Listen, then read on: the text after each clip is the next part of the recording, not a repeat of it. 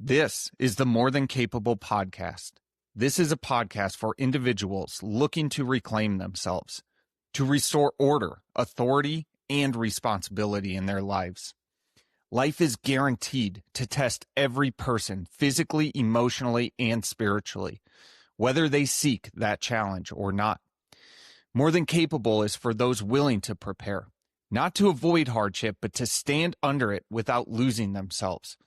There are no hacks here, no shortcuts, no obsession with optimization, only discipline, faith, and practices that have proven themselves over time. Welcome. I am glad you are here.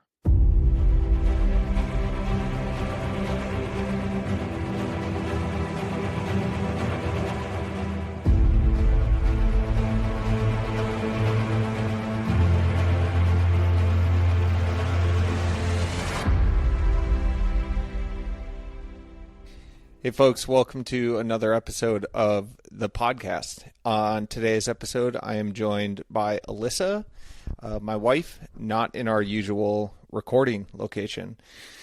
So here we go on what will be attempt number 2 at this full episode.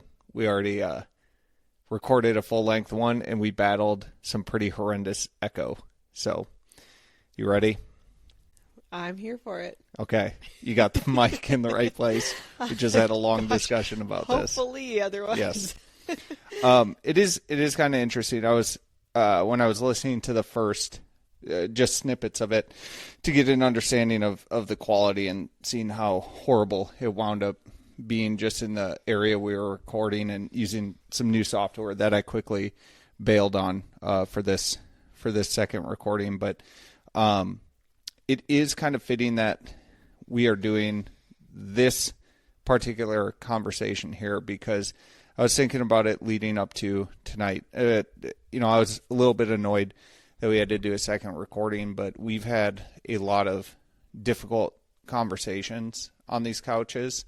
On this couch. We've had 2 different couches in this particular room, and we've talked about it before. We've talked about how when I was struggling with my drinking, how we didn't want to have these long, drawn-out conversations, and it was almost creating a bad aura in the space and with the objects, and like the couch being kind of the center of it. Like I would remember walking around as I was like detoxing and things and seeing you on the couch and knowing what was in store and that you wanted to talk, and I was doing everything to avoid it, basically. And we live in a small enough space. We live in a very small space, yeah. The couch is our main piece of furniture. Right, right. And so I don't know, it is kind of poetic a little bit because the reason that I wanted to have you on the conversation is talking about what I see as more so the sunsetting of Chapter 3, Stigma, as a body of work and not fully stepping away, but just kind of redirecting focus and energy towards what I see as something almost broader and a bit of a higher purpose, I guess, if you want to call it that. But it's been something that we've talked about on and off, and I did kind of spring the idea and I'm going to put it into action this week on you pretty quickly, but we've definitely taken time to discuss with feedback that I'd receive from Chapter 3 Stigma and just kind of charting the course for where I want it to go and really not wanting to drag it out, and ultimately what I and we wanted to see become of the work, and that is to ultimately help someone who is either feeling like they're at the end with trying to find a solution to their struggle with going to alcohol, going to a different substance of choice, or as we've kind of learned through this process of creating this body of work, the loved ones, being there for the loved ones of the addict or the alcoholic. Can I say something? Yeah, so, please. One thing that really stands out to me with all this is just it's kind of like life. There's your personality and what we go through is more dynamic than just you being an alcoholic and that's solely your purpose of and only focus in life, is, at this point trying to assist others in whatever way you can through your own pursuits. So I think that it's just a natural morphing of what this started out as and what you've had, connection with in terms of other guests that have been on the podcast and just where the information's taking you. It's like, well, what is this? How do I draw this back to my original topic? And so, with that being said, I think that's where the natural progression has come through to maybe making a shift here at this point. Right. And something I said in our first recording, which I'll say again, is that, you never wanted the body of work of Chapter 3 Stigma to be something that was overwhelming for someone to come into. You've always said, like, I kept my episode short specifically because I wanted it to be bite-sized. I wanted it to be something that someone who was struggling was able to pick up and listen to in small pieces, because the big, long, drawn-out episodes that you could talk about and you could have expounded upon the topics that you did in further detail, that would have been really difficult. And even sometimes you did break up certain episodes to make it a little bit more bite-sized. So, sticking true to that mentality, I think this is just that natural progression of where you're headed to next. Yep. That's perfectly put. And it hits on really the two outcomes of that I was hoping to get from this episode, which is how and why we're basically wrapping up Chapter 3 Stigma, what that means, what's left, and how it will be available moving forward. And then also what is next. So starting with the sunsetting is really the phrase I keep coming back to of Chapter 3 Stigma. Really well, let me back up. I always wanted to approach these episodes and I would try to visualize myself in my lowest state. And that would be the moments where I was physically curled up in our basement, where I would be in a sweatshirt with the hoodie up and drawn and just like wanting it all to be over. Not necessarily in a suicidal manner, but in just I wanted the pain, I wanted the relief I wanted the pain to end and the relief to be found. And I was so scared because I didn't know where to go for that relief except for alcohol. And I knew and I could see how it was tearing our life apart. And so I always tried to direct the message, the conversation for that individual.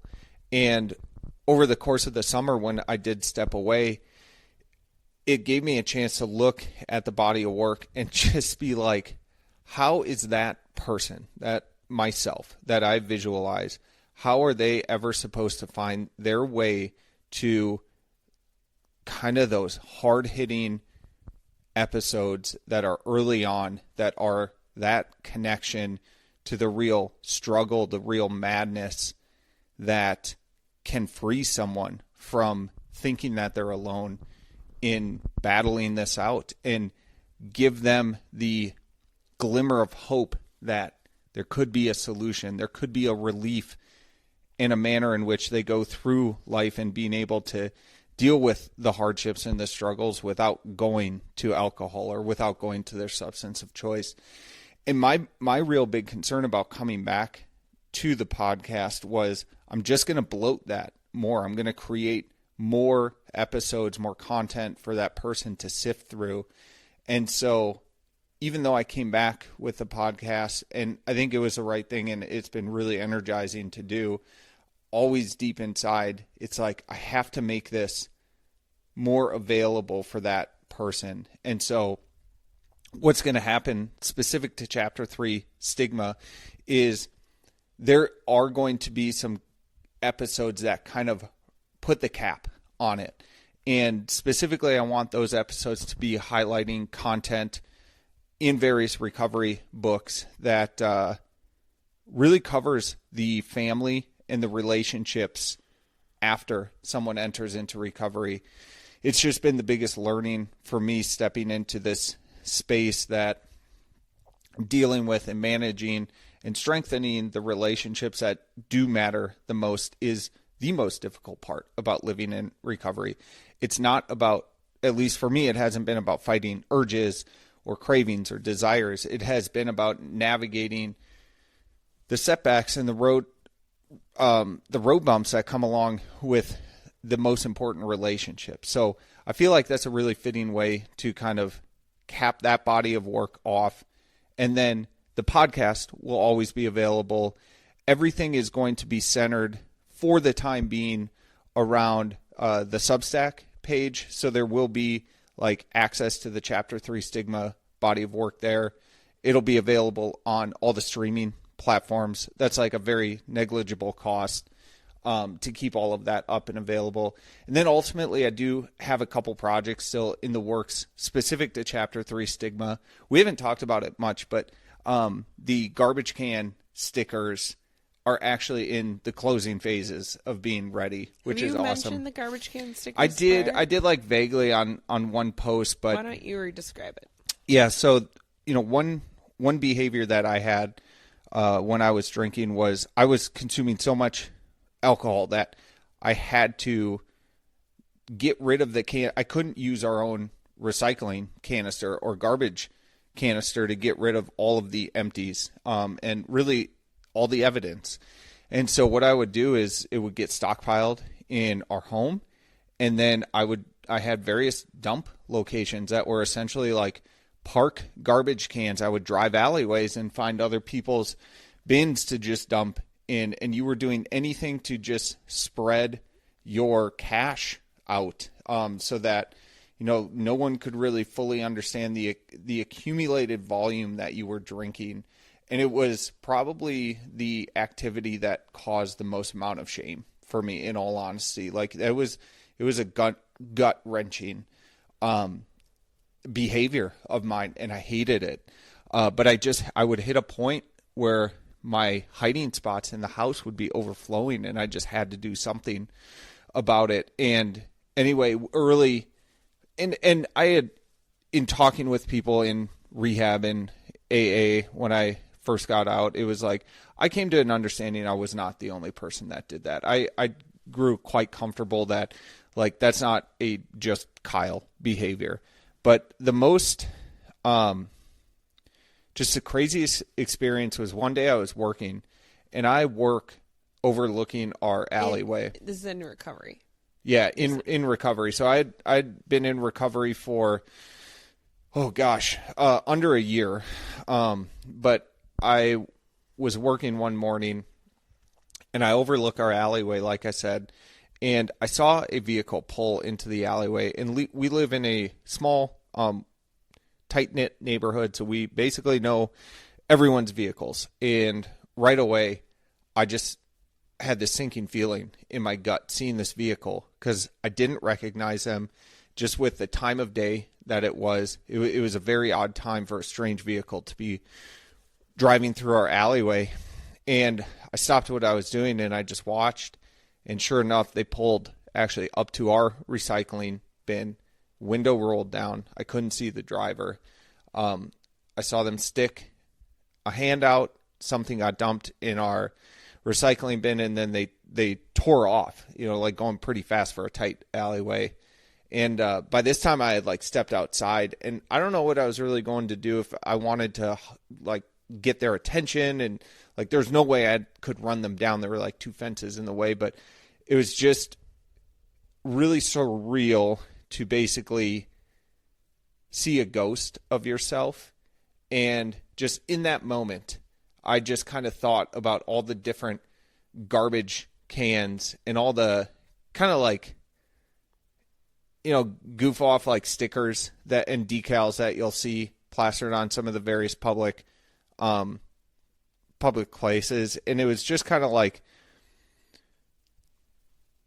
why don't I put something there when someone is doing something that they feel so ashamed of, like just absolutely gutted with how they're how they're behaving, to just tell them that they're not alone. And so anyway, though that sticker concept has been in my mind since that moment. And again, it is a really shameful and common and like powerful moment to catch someone at, if you can.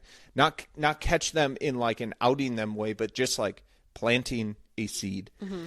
I think it's one of those things too, Kyle, where you'll see like, I mean, you'll never know if these stickers make an impact, but it's not all that different from the original desire concept to do the podcast.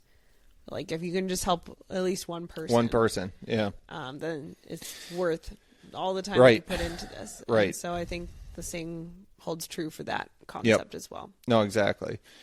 Yeah. And so things like I have these smaller projects that I want to see through specific to Chapter 3 Stigma. And again, keeping them up and available is really not much time, effort, cost, anything like that. And then finally, like really just thinking through wanting to get that concise, like really quick hit, almost like greatest hits concept for that person that is in the total depths of despair.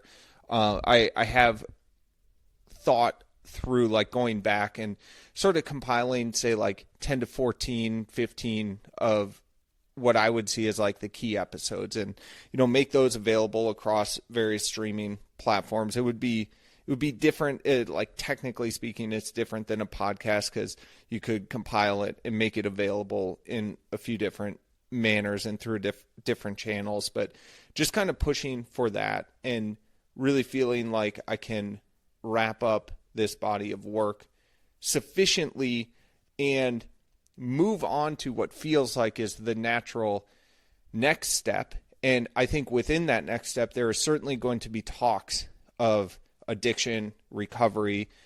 I will forever draw from this experience that I've gone through, but I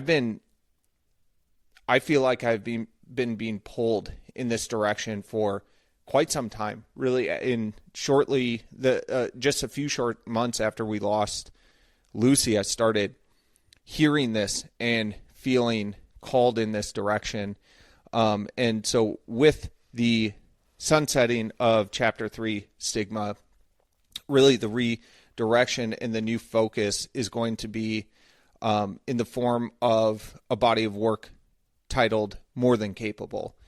The number of conversations between Alyssa and I that we've had, you know, with other people, but they've all been incredibly memorable for me for one reason or another. But just the sheer number of people that when they hear our story, either just a portion of it or the full thing, and they look at us and just kind of go, I don't really know what to say, but I just don't think I could handle, or I could do, or I could make it through what you went through.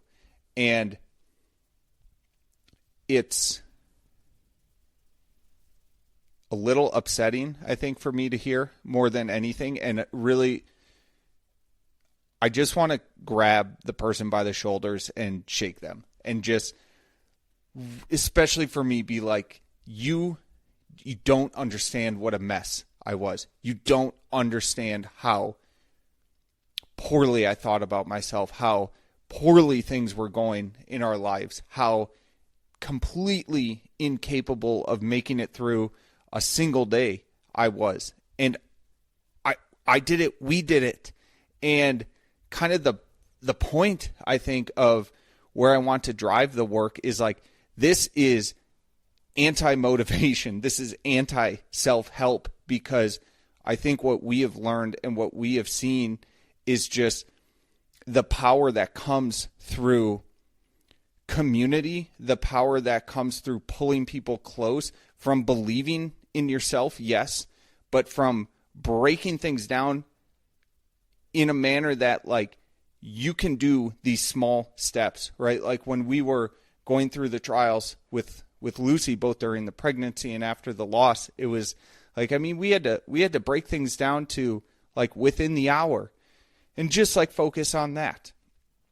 And it just kind of hits on this concept that I've seen across all areas of life, like the hobbies that I do, the professional world that I'm in. It's just like people greatly overestimate what they can get done in a single day.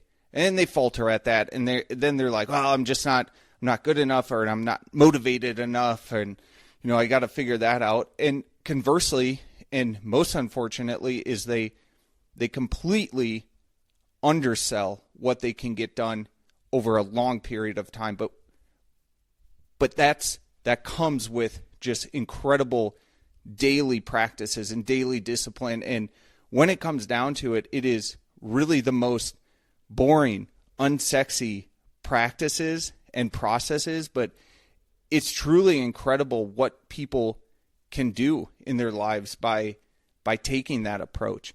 And I've just found myself compelled and passionate about exploring this space. Like, why don't people believe in themselves? Like, it's this weird harmony that is required between being content with yourself, loving yourself, and being okay with who you are at this moment, but still understanding that there's more. And that was a walk that I couldn't do before. I would just berate myself. I hated myself, and it was like, I think from the outside looking in, it's like, oh boy, he has high standards. Like, he's a high achiever. He's really a go-getter. And it's just like, yeah, I don't think that's the case. I think I really just hated myself when it came down to it, and I couldn't walk that line. And I think you can tell at this point, like, I'm searching for the words. I'm trying to fit the language to this experience that we've had in this area that I want to explore and learn more. And I think the point is that I'm struggling right now, and I think that's why I'm excited and why I want to push in this space. Do you have something? I was just gonna you just perked up. And that's the point. Yes, So. Exactly. And so, again, I think everything is largely going to, there will be a new podcast feed. So as a part of this, people will have to go to the More Than Capable podcast page, either again on Apple Podcasts or Spotify. I'll have it on YouTube as well. Those have kind of been the main ones. And please do subscribe. I think one of my biggest fears of making this change is kind of like, lose your tens of followers. Yeah, lose my tens of followers. Like, it's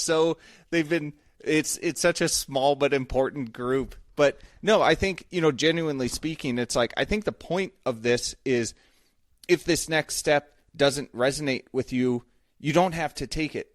Chapter 3 Stigma is going to be there, but this is something I have a lot of energy around. And yes, there's an intimidation and fear about, like, the restart. Like, I thought about, do I just use the same feed and, basically bring the followers and subscribers in? But I don't think that's right. And so, you specifically, you as a listener, will have to take action with this.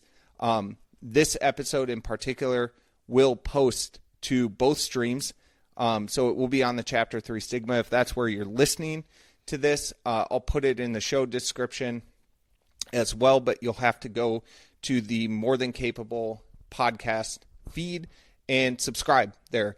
And I would also add, please subscribe and rate, because as petty as that sounds, those things do help other people to find the work. And I view this as quite important and imperative. I've just been, honestly, as we've stood on our own feet, or started standing on our own feet lately, I have been really kind of shocked as we've grown and sort of expressed ourselves within the community at how many people share in these struggles. And so anyway, if there are people out there looking for this type of content, the subscription or following and then rating certainly help. And so with that, again, there will be additional episodes of Chapter 3 Stigma. I think they're largely going to follow the kind of OG monologue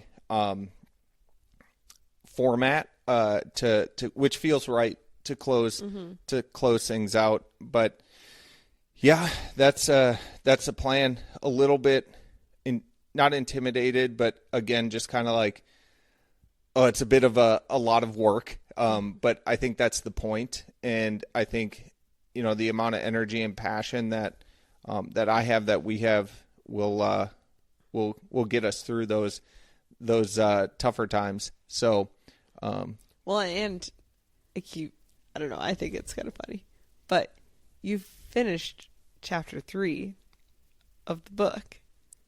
I did. Yes. Which was the whole point, right? Of the original podcast. Yeah. Maybe it is kind of worth. I think I've said before, the whole plan was like 3 to 5 episodes. I was like, okay, I'm gonna give my story just to sort of lay the base work or lay the foundation, and then we'll get into chapter 3 of the big book of Alcoholics Anonymous. We'll wrap this sucker up in 3 to 5 episodes, and it'll be available for people. And yeah, it's turns out you have a lot more to say. Yeah, and I'll leave that one there. And I do know that. And I've gotten that feedback. But anyway, no, it's truly been incredible. Like, reflecting back, like, I can't even really believe some of the relationships, conversations that I've had, that we've had through all of this. Well, and that's really the thing, is like, you've had a lot more to say, but there's reason for it. There's people that have resonated with, and so you were there for them. Yeah.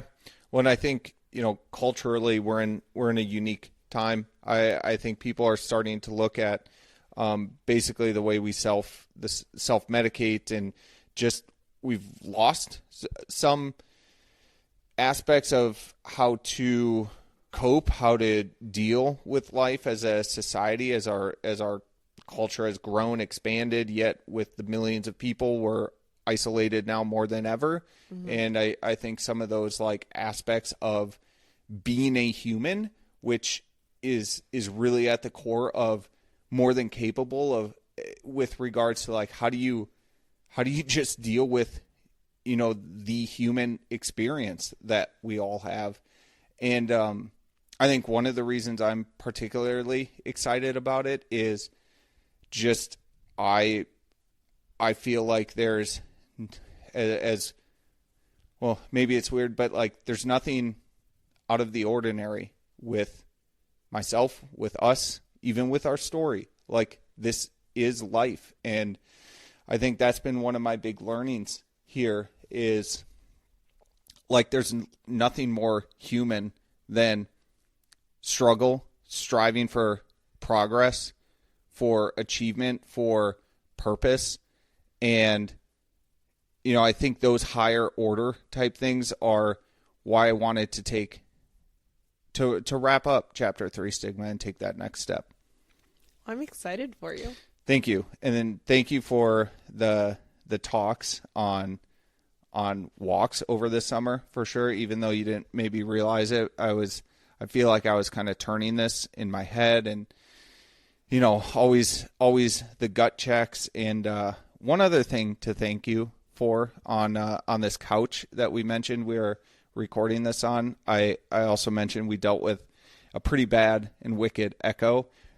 Thank God we have 17 holiday Christmas pillows on the couch to act as echo cancellation, sound dampening devices, spread out sporadically.